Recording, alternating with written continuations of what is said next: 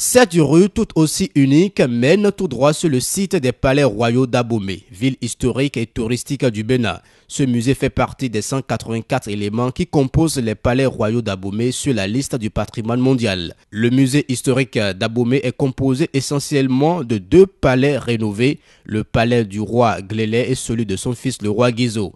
Visite guidée avec le gestionnaire du site, le docteur Urbain Atolo. Direction la tombe du roi Glélé.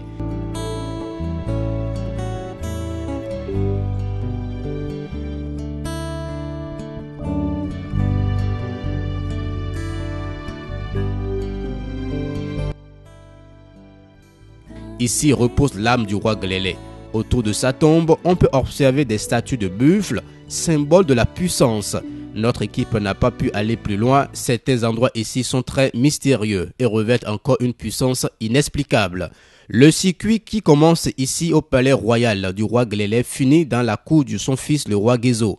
Ce musée a une architecture unique, une végétation ancestrale et une superficie de plus de 47 hectares.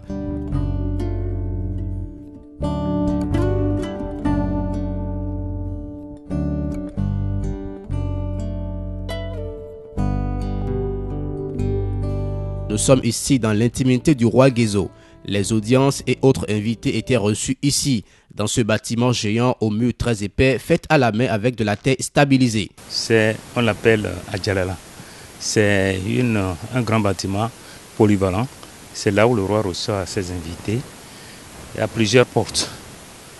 Donc le roi s'assoit devant le bâtiment et reçoit ses invités.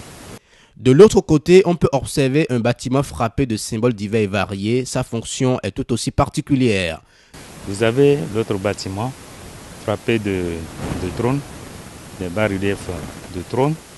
Vous avez ce bâtiment, c'est le bâtiment, on l'appelle le bâtiment de trône. C'est là où on installe les trônes des rois, de tous les rois.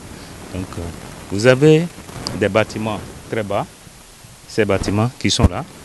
Ce sont des bâtiments, on les appelle les djéhos.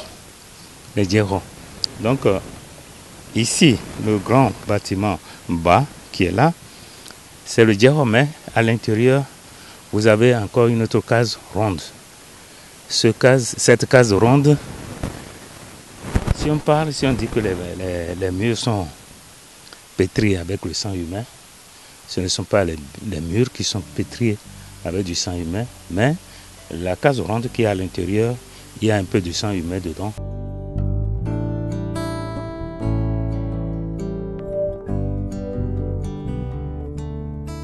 Du sang humain qui confère à cette case toute sa sacralité, n'entre pas qui veut. Et c'est là où les combattants, les soldats du royaume, avant d'aller à la guerre, ils prennent leur force à partir de là. Voilà. Donc c'est la cour interne du roi Guézo ici. C'est l'intimité déjà du roi Guézo. L'histoire raconte que le roi Guézo, qui a régné de 1818 à 1858, était un réformateur et un véritable passionné de la terre. C'est-à-dire, si on parle de l'agriculture, le développement de l'agriculture au Bénin, c'est à partir du roi Guézo. Donc le roi Guézo a essayé de développer l'agriculture. C'est pourquoi on parle aussi du roi Guézo à partir de la jarre trouée, qui disait que si chaque citoyen du royaume venait boucher de son doigt les trous, que la jarre peut contenir de l'eau. Donc il parle de l'unité. Donc c'est pourquoi le roi Guézo, on parle de lui, parce qu'il apprenait aussi l'unité.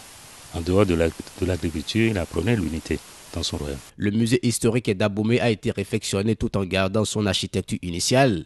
Patrimoine de l'UNESCO, il enregistre chaque jour une centaine de touristes de diverses nationalités.